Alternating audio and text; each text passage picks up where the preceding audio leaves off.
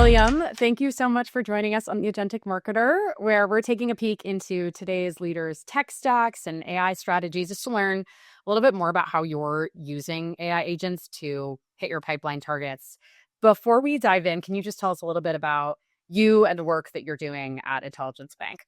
Sure. Yeah. Thanks. It's so great to be here. Thanks for having me. Um, on CMO Intelligence Bank, we are a platform that gives marketing and compliance teams one place to manage, store, create, share content that's brand and legally compliant. So our customers are either marketing teams or marketing compliance teams. Nice. Love that. Same with us at Qualified. We love marketers. So let's kick this off. Just first thing first, how do you define agentic marketing? What does that term evoke for you? Okay. Yeah. And I'll start by saying that I know that there's no right definition of that. I was with a bunch of marketing leaders this morning who were all talking about it. I think everybody's thinking about it the same way. But the way I'm thinking about it is most of the AI that we're using in our tech stack, with exception of LLMs, they are powerful, they are deterministic, and we kind of think about them as artificial interns. Because like if you think about what marketing interns did a few years ago, it's mostly that kind of grunt work, and they do it really fast and really well. I think of agentic marketing as being a level above that, which is something that can do very specific tasks on our behalf based on rules and guidelines that we put in place, but actually make decisions about what the best route is in real time. Yeah, I love that. The artificial interns getting a bit of a promotion to agentic marketing. Um, Amazing. So where for you does agentic AI show up most visibly for you in your team today? And I guess where are you seeing the most value in this sort of new approach? Yeah, look, I'm really optimistic about a bunch of solutions on the market. I think that probably no surprise to you, the place where we're getting the most value is actually in Piper, the AI SDR with who we've named Ray. Um, and we're using her to answer live buyer questions on the website, helping, buyers and customers book meetings and automatically responding to emails, based on the action that inbound buyers took. I love that. And I guess like diving into that a little bit or just double clicking there, what the initial value, I guess, of bringing Ray on to the team. What did, the world look like at Intelligence Bank before that? And how has it sort of shifted things around or unlocked value for your team? Yeah, it's really changed. I've been a qualified customer for a long time. I was a qualified customer at my last company as well before Piper existed. And I think both here and previously, our teams used to use, I'd say our sellers really used Qualified as a way to see who was on a website, maybe reach out and, like have live conversations with those people or respond to inbound questions. Also direct bookings. So bypassing like the traditional kind of like gatekeepers to get meetings booked, things like that. Um, this is really different from that. So this is really then the AEs being focused on the things that they do best, while Piper is like doing like basically like doing all that other live stuff that AEs used to have to interrupt their workflow to go do. Yeah, yeah, it is. It's really just taking on that, all of the first step in that like qualification process that used to be a ton of either like passing off between SDRs and AEs of who's responsible for that, or then marketing's trying to nurture leads. And it just, what we're seeing across our customer base, this is just like simplifying the whole entire process. So that's awesome to hear. Um, Pulling back just like the curtain, I guess, on the transition of like moving into this new like agentic marketing world. Um, I guess how do you approach like, initially like convincing people internally to adopt agents, and like how are you getting your team on board, I guess, with this agentic strategy across, your entire tech stack? Yeah, I think here's kind of the way we were thinking about it is like my goal, I think my overriding goal as a marketer is always just to make like Intelligence Bank the easiest company to buy from. Because I mean, selling software is hard, but actually buying is even harder, believe it or not. And so just to remove all friction, make it very transparent, make it easy for people to get like answers to questions they have really, really fast. And I think, just when I looked previously at our KPIs in terms of like how well we're doing in a few areas, um, I knew we weren't doing that. So for example, when I looked at people who, even though we sell globally, um, you can't always have a person live and available. It's very difficult to do. So even for huge companies, right, out there. So I was just looking at the percentage of chats that we responded to, and it was the numbers were not great. Mhm. Um, I was also just looking at like, lead response times, and that's a really, really old SaaS metric to look at. But just looking at those two things, for me, the hypothesis was if we just did those two things better and we didn't do anything else better, how well, could we do? I hear them. And so I think um, that's the way I approached the conversation with the rest of the team. And I think with any new technology, there's always natural concerns. Some worried that AI might hurt conversion quality. Others felt like sellers should really rely on their expertise and knowledge more than technology before kind of going there. Mhm. But I thought those were really, really good concerns. And I think what it did is it pushed us during deployment to actually like really raise the bar. So we probably rolled it out maybe a little more slowly than we would roll other things out incrementally. Um, but I think being really careful and gradual about it bought us not only credibility, but then also trust and confidence. So I love that. Yeah. I mean, I think getting that alignment internally of like just where you can turn the dial up on things like lead response time or just, right, the fact that buyers are coming to the website all the time and they just want an instant response or they just want someone to engage with. And even just that incremental improvement can have so much down funnel impact. So yeah, that makes a ton of sense. Was there anything you had to like sunset or like processes or even, I don't know, things you had to shift around in approaching this? Because I know a lot of, folks that are looking at like agentic marketing and moving to this new strategy. There's a lot of questions about like, how do I structure now my like SDR, BDR team, or what does this mean for, how to get credited on their quota, things like that. Just what's your point of view on that as a CMO, I guess? yeah, I mean, there were definitely a few things we had to think about. I'd say like just something that would be very marketing centric would be we definitely started changing our approach on like say like leading contact nurturing. So people come in, they do certain behaviors.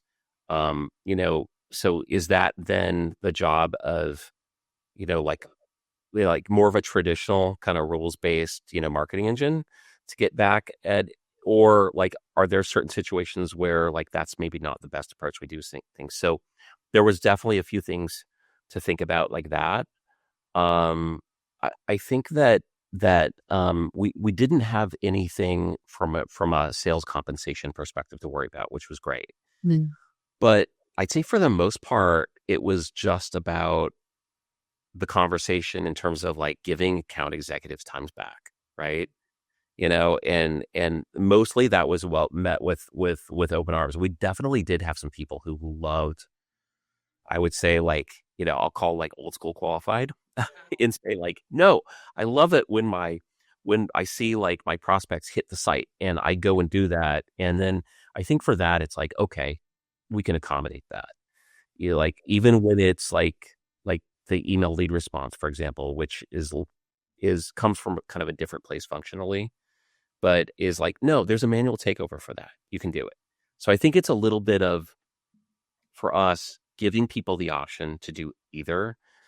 But for the most part, once I think AE started realizing, oh, okay, now I can use all my time actually just deliver a better customer experience or be more helpful to our buyers, move deals forward. The transition was really fast. Yeah, yeah, it makes a lot of sense. Seeing the data and the actual results is always helpful there.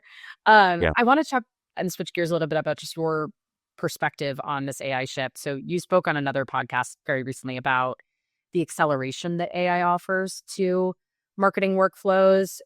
So just what are some of these like the most compelling use cases for AI agents that you see emerging right now? And this could be, outside of qualified as well too and Piper, but I guess what do you hope to see more of as well soon? Yeah. I think, we talked about like marketing compliance teams, especially the highly regulated industries like finance, healthcare, education. And like we've seen this big demand for agents that automatically detect potential issues with brand compliance and legal compliance. It could be everything from like there was an insurance company about a month ago that said, "Oh, we started using this in a way that we didn't even anticipate," which was like we started using an agent from Intelligence Bank just to detect when like the tone of the copy wasn't correct, right? Or looking at very very specific regulations from a certain governing body, things like that. And I think that that's interesting because there's times when deterministic AI is really the best solution. Like, like you want to make sure like that there's a set of inputs that come in and it is absolutely doing the same exact thing on the outside every time. Mhm. But I think what's interesting then is looking at the cases then where having something that's LLM based, that's agentic, and you really need that context and reasoning to say, okay, I don't know exactly what you want to do with this, but like like, let's say content review. It's like, say, you might want to look at this because this sounds like it might be a little off as opposed to just doing the action. Mhm. So I think it's kind of like knowing when to blend both, I Yeah. think. Yeah. Yeah. Well, and that's what's so exciting about, just this whole new world is that obviously agents are able to reason and make decisions just like a human would. But in many ways, they're just able to do that at a just greater scale. And so, yeah, just being able to highlight where there's like potential risk or, I think down the road, having an agent that can say, like, hey, here's all the conversations I've been having on the website today. I've gotten a lot of questions on this. Let's create some content around it. And it becomes Yeah. more of like a actual, person on the marketing team. Yeah, there's a lot of different like potential ways that it can go right now, which is really exciting. Uh what's something that you think most B2B marketing orgs might still get wrong about AI a year from now? I think expectations will still be out of line with reality, probably. Like you have some things, that are repeatable and scalable and go really, really well, right? But I think that like, if you like scrolling through LinkedIn, you're going to see so many people every day who are, I'll call it bragging because that's what it is. They'll be like, I just used like this new thing you've never heard of to create an AI agent in 10 minutes. And here's all the things it can do, right? You see like hundreds of people saying like, oh, that's awesome. Like send me the DM, whatever. But it's like, okay, sure. I'm sure you did create that. But is it scalable? Is it repeatable? Like, does it have enterprise security? You know what I mean? Like, what are you really going to do with that? And I think, unfortunately, people who are not operators in this stuff every single day, they see that and it makes the expectations really crazy. So I think marketing is in an interesting place right now where it's the most exciting time ever to be doing what we do. And we're actually able to surprise people by delivering so much value. On the other hand, because of like all that kind of hyperbole, there's so many other expectations coming in. So I think part of it, we just have to be really great communicators and educators while daily being open to like the possibilities that, yeah, the next new leap maybe is here, you know? Yeah, yeah. No, it's true. It's very overwhelming, I think, to be a marketer right now because there's so much potential, and so many use cases and every part of the MarTech stack, there's something being thrown at you and it's very hard to decipher, almost like Yeah. take a step back and say, okay, where should I start to be the most Right. impactful? I Yeah. personally feel that, yeah, in product marketing all the time. It's like there's every day I get some email about some new agent that's going to help me 3x my output, and it's yeah, Yeah. I think the expectation piece is very real. Yeah. Okay, so now I have a couple of rapid fire questions for you Sure. about AI. So, other than ChatGPT, what was one of the first AI tools you experimented with? Probably by the strictest definition of the term, I would say AI account scoring. I Mm, think, the initial dream was that it would be better than rule-based lead and account scoring. At that time, it wasn't. Now, took a little patience, but I think finally got there. yeah, yeah. All right, what's the most overrated buzzword in MarTech right now? I would say performance marketing. Only because, it sounds really good, but the fact is most of the people who are doing it are probably doing mostly the same thing that people with a demand gen or growth marketing titles are doing. Right, yeah. It's a way to differentiate for sure, but then yeah, it's a big umbrella. Yeah. All right. Who's one marketer to follow who you think is ahead of the curve on AI? Okay. I would go to actually a name that's been around for a long time. There's a guy named Rand Fishkin who is known in the SEO world, but he's much more than that now. But I think he really has a reasonable perspective. I think I love following him because he definitely acknowledges how important where everything is going, but also basically uses data to kind of rein in, I think, all the hyperbolic stuff into, okay, what do we really need to focus on? So, yeah. Yeah, yeah. I really like folks on LinkedIn that are sharing the good, the bad, and the ugly with Yeah. like all of their AI experimentation for sure. And then if you could automate one part of your life outside of work with AI, what would it be?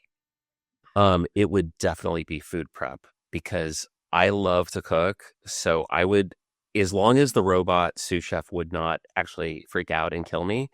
And there are a lot of knives in the kitchen. So it could be a while, but I would take that any day. Yeah. That's a huge one for me. And I feel like so much of my week is better now because I can at least use ChatGPT to like create my meal plan for the week and like calculate, all the like calories and macros in my meals. Like that's already a lifesaver. But oh my gosh, to cook for me would be truly magical. That's the dream. That's the promise of AI, really. It's none of this agentic marketing stuff. Right. Well, Liam, thank you so much just for taking the time to be on Agentic Marketer today. We really appreciate it. Thank you for sharing all of your insights. Thanks for having me. It was great.